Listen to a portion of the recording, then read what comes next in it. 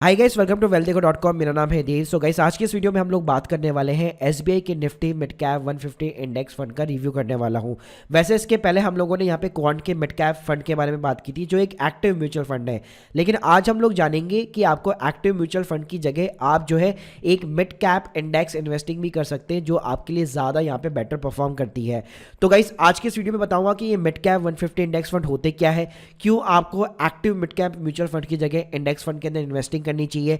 अभी तक आप लोगों ने केवल निफ्टी 50 इंडेक्स फंड के बारे में सुना होगा, लेकिन ये मिड कैप 150 होता क्या है, सारी चीजें हम लोग कंपेयर करने वाले इस वीडियो के अंदर। और जितनी भी मिड कैप 150 की इंडेक्स स्कीम है इंडिया के अंदर जो चल रही है ऑलरेडी, सारी चीजें हम लोग इस वीडियो के अंदर कंपेयर करेंगे। तो गाइस, ये वीडियो सिर्फ आपके लिए है, तो पूरा वीडियो यहाँ पे गाइस जरूर देखिएगा। तो यार, पहले हम लोग बात कर लेते कि मिड कैप 150 इंडेक्स होता क्या है। तो इसके लिए हमें निफ्टी 500 इंडेक्स को समझना पड़ेगा।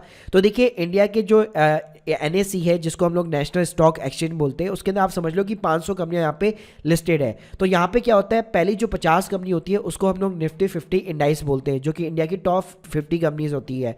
उसके बाद में जो चलता है वो चलता है निफ्टी नेक्स्ट 50, यानी कि 51 से लेकर जो 100वीं कंपनी होती है वो बेसिकली इस इंडेक्स के अंदर यहाँ पे काम करती है।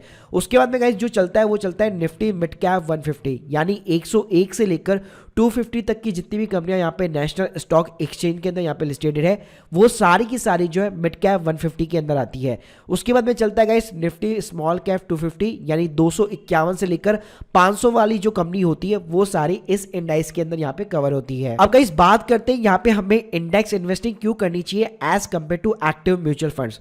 तो देखिए, अगर आप एक्टिव मिड कैप के जो है रिटर्न्स निकाल के देखेंगे तो ऑन एन एवरेज आपके इंडाइसेस के साथ में डेफिनेटली यहाँ पे मैच करते हैं। तो गाइस, लेट्स सपोज अगर आपने कोई भी एक अच्छा mid cap mutual fund select नहीं किया, लेट्स सपोज आपने कोई भी वर्स यहाँ पे केस के अंदर वर्स म्यूचुअल फंड सेलेक्ट कर लिया, तो कभी भी आपको जो इंडाइस यहाँ पे रिटर्न निकाल के देता है वो कभी भी आपको नहीं मिल पाएंगे। तो अगर लेट्स सपोज अगर आपको ज्यादा दिमाग नहीं लगाना है कि मार्केट के अंदर कौन सा best mid cap mutual fund है लॉन्ग टर्म के लिए, तो गाइस आपको हमेशा इंडेक्स इन्वेस्टिंग करनी चाहिए, जो बेसिकली 99% केस में हमेशा आपको लॉन्ग टर्म के अंदर डेफिनेटली जो है पॉजिटिव रिटर्न ही यहाँ पे देने वाली है। तो चलिए गाइस, अब हम लोग बात कर लेते हैं कि ये जो निफ्टी मिड कैप 150 होता है उसके आखिर उसने कितने यहाँ पे रिटर्न जो है यहाँ पे जनरेट करके दिए हैं, प्लस उसका मैं कंपेयर भी करूंगा निफ्टी 50 के साथ में। तो जैसे गाइस आप मेरी स्क्रीन के सामने देख सकते हो, जैसे अगर मैं इसके रिटर्न की बात करूं, अभी एक साल यहाँ पे नेगेटिव में है -4.17। 5 साल की बात करूं तो यहाँ पे गाइस एब्सोल्यूट जो रिटर्न निकाल के दिया उसने 78% का रिटर्न निकाल के दिया है। अगर यहाँ पे मैं मैक्स करूंगा तो यहाँ पे आप देख सकते हैं, मतलब 2005 से 1000 गुना यहाँ पे जो है बढ़ चुका है। प्लस अगर किसी ने 5 साल के अंदर इसके अंदर एसआईपी की होती मिड कैप 150 कंपनीज के अंदर इंडेक्स के अंदर, तो उसके ऑलमोस्ट यहाँ पे 57% के रिटर्न इसने जनरेट करके दिए होते हैं। तो गाइस, जैसे अगर यहाँ पे मैं निफ्टी 50 को कंपेयर करना चाहता हूँ तो यहाँ पे मैं सिंपली क्या करूंगा, यहाँ पे मैं एक सिंपली ईटीएफ ले लेता हूँ जो कि निफ्टी मिड कैप यहाँ पे 150 को ट्रैक करता है और जिसके अंदर ट्रैकिंग एरर भी बिल्कुल कम है। तो गाइस, यहाँ पे निप्पॉन इंडिया का निफ्टी मिड कैप 150 को मैं निप्पॉन इंडिया के निफ्टी 20 से कंपेयर करने वाला हूँ, जिसके अंदर 50 कंपनियां शामिल होती है। तो अगर आप यहाँ पे मेरी स्क्रीन के सामने देखेंगे तो आप देख सकते हैं 2019 से 2022 के अगर आप रिटर्न निकालते हैं तो निफ्टी 50 ने यहाँ पे 62% के रिटर्न जनरेट किए हैं, वहीं पे मिड कैप 150 इंडेक्स ने जो है 100% का यहाँ पे रिटर्न जो है जनरेट करके निकाला हुआ है। इवन गाइस, यहाँ पे मैं क्या करता हूँ, एक मोतीलाल ओसवाल का Nifty mid cap 150 index mutual fund भी यहाँ पे ले लेता हूँ और उसको हम लोग अगर निफ्टी 50 के साथ में कंपेयर करते हैं तो आप देख सकते हैं मोतीलाल ओसवाल पिछले एक साल के अंदर 3.41% से गिरा है, जबकि निफ्टी 50 जो है 6% से यहाँ पे गिर चुका है। वहीं पे अगर मैं पिछले 5 साल की बात करूं तो आप देख सकते हैं अगेन निफ्टी 50 ने यहाँ पे 66% के रिटर्न जनरेट करके दिए हैं, जबकि यहाँ पे मिड कैप 150 जो इंडेक्स फंड है उसने यहाँ पे 107% के रिटर्न जनरेट करके दिए हैं। तो आप देख सकते हैं 2020 के बाद में जो मिड कैप सेगमेंट है उसके अंदर कितनी ज्यादा यहाँ पे ग्रोथ देखने को मिली है। अब गाइस, हम लोग बात कर लेते हैं कि इसके अंदर कौन कौन सी यहाँ पे कंपनियां शामिल है। तो देखिए, इसके अंदर ऐसी बहुत सारी कंपनियां शामिल है जिससे आप यहाँ पे फैमिलियर है।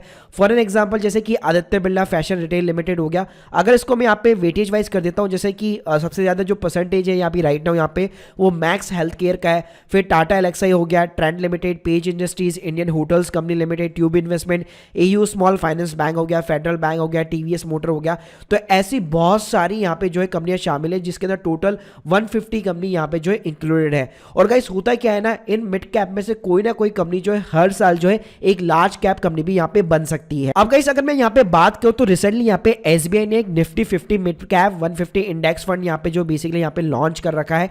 तो ऑब्वियसली ऑब्वियसली बात है एसबीआई अपने आप में एक देश की सबसे बड़ी एएमसी मानी जाती है और इसके अंदर आप अगर यहाँ पे ट्रस्ट करते हैं तो डेफिनेटली यहाँ पे आपको फायदा देखने को मिलता है।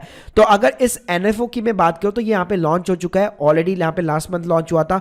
तो अभी नाइट नाउ आप देख सकते हैं यहाँ पे कुछ ही दिनों का रिटर्न है, तो 3 दिन का रिटर्न यहाँ पे आप देख सकते हैं 0.53% का रिटर्न दिया हुआ है।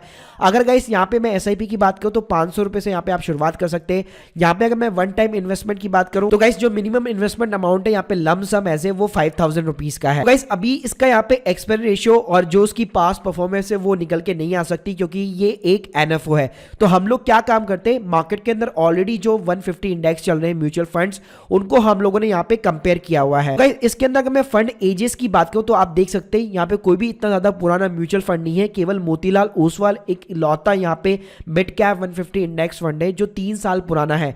बाकी सारे जितने भी है जैसे कि निप्पॉन इंडिया हो गया, आदित्य बिरला हो गया, आईसीआईसीआई के प्रूडेंशियल हो गया, ये सारे ही इंडेक्स फंड जो है केवल एक साल पुराने हैं। तो इसके अंदर हम लोग यहाँ पे जज नहीं कर सकते। लेकिन गाइस अगर मैं मोतीलाल ओसवाल की बात करूं तो आप मेरी स्क्रीन के सामने देख सकते हैं 622 करोड़ का इसका एयूएम साइज है, यानी इसके अंदर इतना ज्यादा पैसा यहाँ पे लगा हुआ है। साथ में गाइस अगर मैं रिटर्न्स की बात करूं तो आप देख सकते हैं 3 महीने के अंदर आपको ऑलमोस्ट सभी के यहाँ पे इक्वल रिटर्न्स मिलने वाले हैं। यानी कि गाइस ये जितने भी इंडेक्स म्यूचुअल फंड है उसके अंदर आपको ज्यादा ट्रैकिंग एरर देखने को नहीं मिलने वाला है।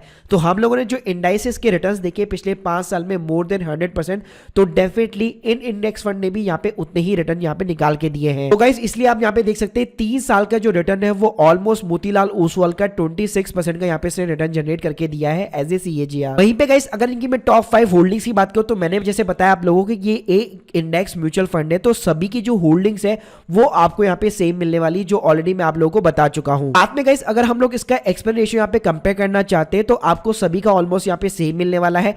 निप्पॉन के अंदर 0.22% का है, यहाँ पे मोतीलाल ओसवाल में भी उतना ही है, आदित्य बिरला में 0.29% का है, आईसीआईसीआई प्रूडेंशियल में 0.20 का है। मतलब ऑलमोस्ट आपको थोड़ा बहुत यहाँ पे फ्लक्चुएशन देखने को मिल सकता है।